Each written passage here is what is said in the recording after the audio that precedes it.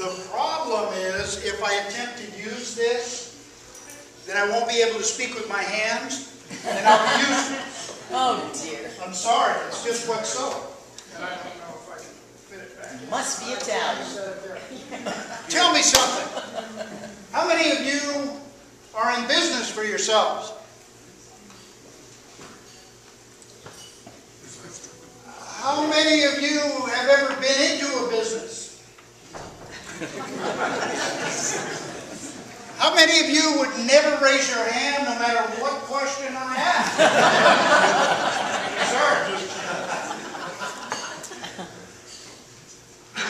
I'm here to speak on the dignity and morality of business. And for those of you who think you don't own a business, be very clear, you are a business. You have to market yourselves every day. You're selling your product and service every day. Whether it's to an employer, or your wife, or your husband, you're in business. Oh man, and I missed that. Oh, man.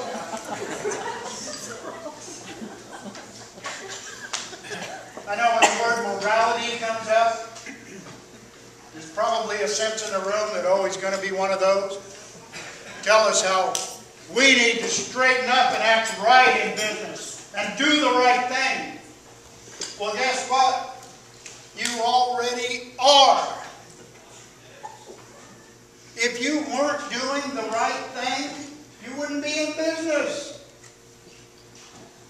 But the sad thing about it is that I think many of us are unclear about how valuable business is to the United States of America. And especially small business. Y'all realize that you employ some 56 million people? Don't worry, Rudy, you only got to work with the few you got. Fortune 500 companies, 500 employees or more, just touch us just a little bit at 51% of the employment. But small businesses, like you and I, we employ the rest.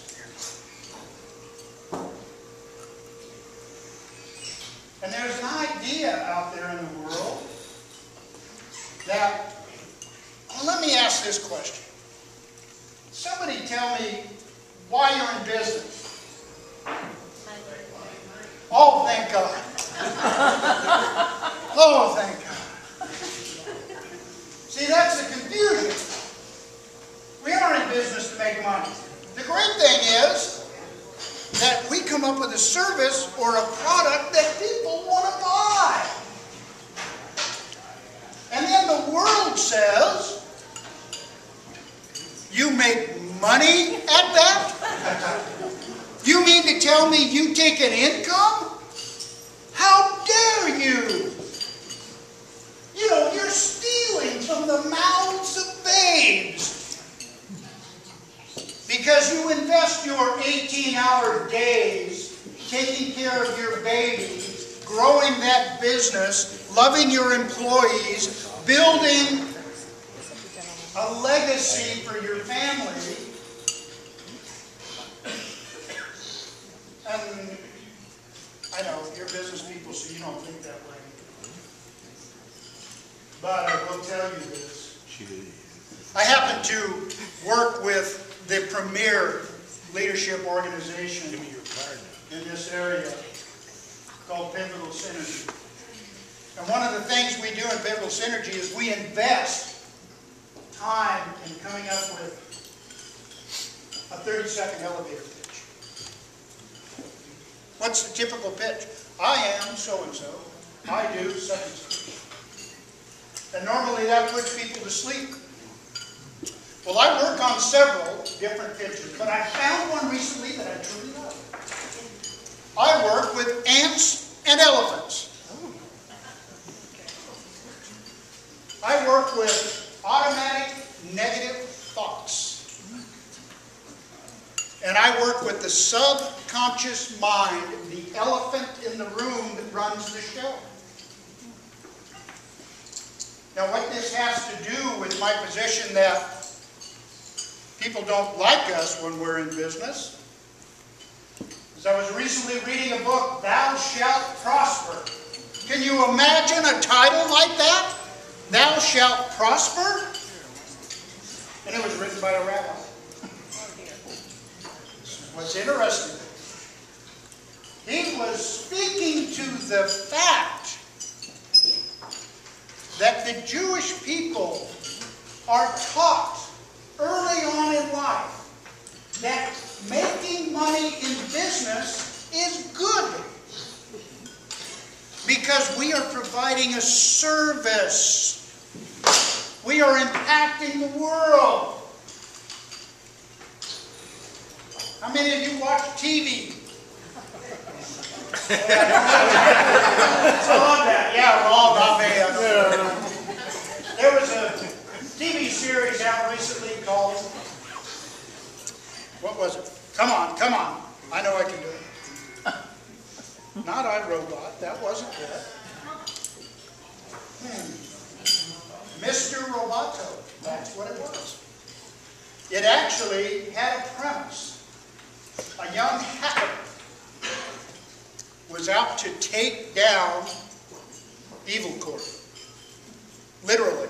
The name of the company he was out to take down was Evil Corp. Now, this is not a unique idea in television. This idea that business is bad, that making money is bad, is all over the media. I don't know about you, but how many television shows have you seen that discuss the CEO of a major corporation has just quietly poisoned the world to make a few $1 billion? Or he covertly paid somebody off to kill his wife. Oh, you've not seen that television show?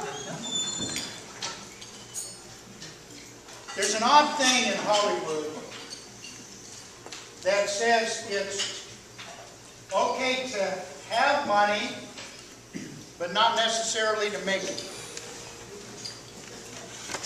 1996, People magazine wrote a cover story about love affairs. They named off all the classics. Tracy and Hepburn. Gable and Lombard. And as they went through these wonderful love affairs, never did they mention within the article that every one of those people were married to other people while they had this magnificent love affair. That was okay. The next year, Time magazine put CEOs on the cover, killer CEOs. AT&T lays off 100,000 employees, killer CEOs.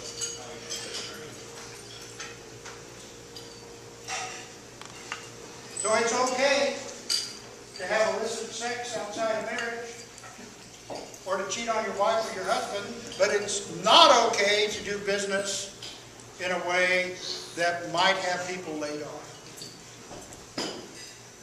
Now, it's fascinating to me that there is a mindset that would think that way and make business or making money evil and having affairs okay. Now, let's go back to the ants and the elephants. I charge that for the last 30 years or so, say 40, The media has worked into society this evil concept of how business is bad and earning money is evil. And you're taking from the mouth of someone else. If you make money for a living in your own business. And the concern is, and the premise of one of the portions of this book, was that subconsciously we think this way, even in business. And that it stops us, it blocks us from actually building what we could build. Because we feel bad. I don't know about you, but when I read this book, it opened my eyes. I had no clue that I potentially thought that way. And I had some revelations. Now, if you don't think that this is actually going on, let's look at this. How many of you in your businesses give back?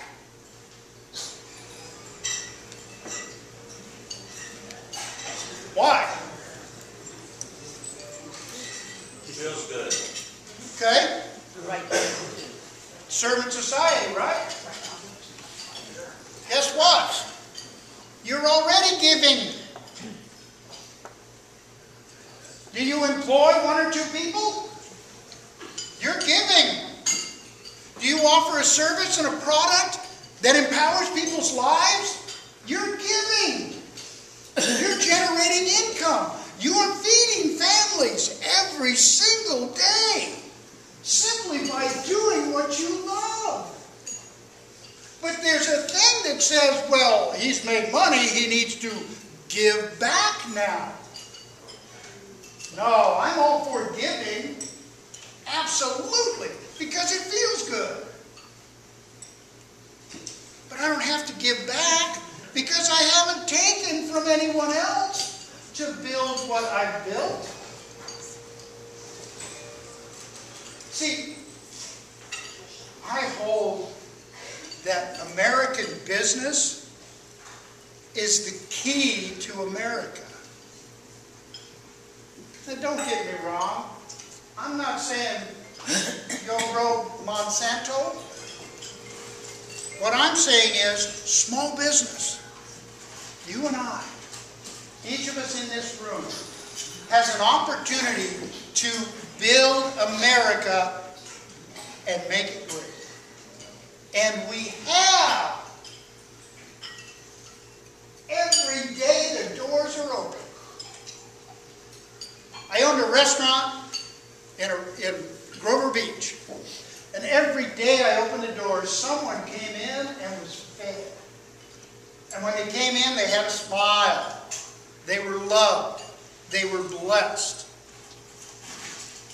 And we gave, because that's what we did, but not out of necessity or owing, because we hadn't taken from anyone. We'd already given to the community. Fine food and service. And what a gift that is. And I so praise you for the long hours that you invest in your business, in your support of the community, in your giving, in your loving. Because the passion you have for what you do infects people when they walk into your business, or when they connect with you, or when they walk into the home, you hand them the key for the first time, and they witness. You get to see that experience, that love. It's a very rare part of the population that steps up to actually own a business. Some 3%. As you can tell by the hands in the room. And that 3% of the population, especially in the small business arena, employs most of the people in the United States of America.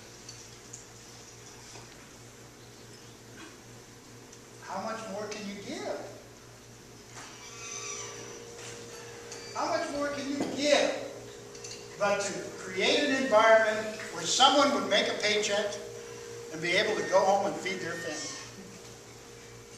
Oh, what a gift you are. What magnificence you are. And if you're not in business, and you're under the illusion that you're not in business, every time you walk into your place of employment, you're bringing the gift of your experience, your knowledge, your presence to that business, and you're improving society every time you show up. Because I don't know about you, but when my employees didn't show up, it was a bit tough. And when I had one show up, it was almost like a grace. And if you're an employee that is committed to what you do, your impact on the world makes that business or that entity grow. And your giving absolutely should come from the heart, not from the guilt. Because there should be no guilt in generating a positive cash flow or enjoying your just deserts for the work that you've invested in building that business, regardless of who owns it. I'm not much of a comedy guy. In fact, I told a joke at the table over there, which I left out the last half of. The great thing was, it actually worked. I tell it again, but they already heard it, and you guys probably won't hear it. I've been honored to be invited to speak to you. I hold that business people are the gift of America. I honor you for your commitment, your willingness to do what it takes, to invest the time, to love your people,